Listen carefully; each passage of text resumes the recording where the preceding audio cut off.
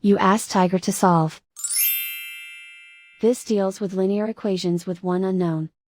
The final result is x equals -3/8. Let's solve it step by step. Group all x terms on the left side of the equation.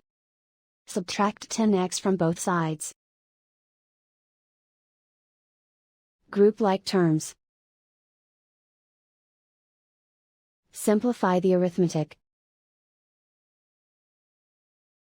Group like terms. Simplify the arithmetic.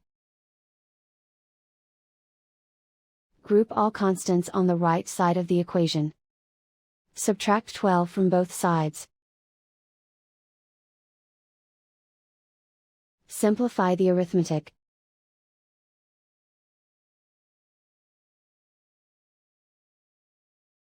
Isolate the x. Divide both sides by -16.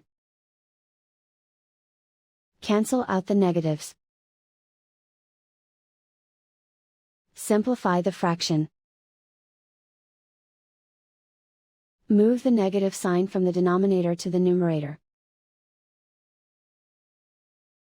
Find the greatest common factor of the numerator and denominator.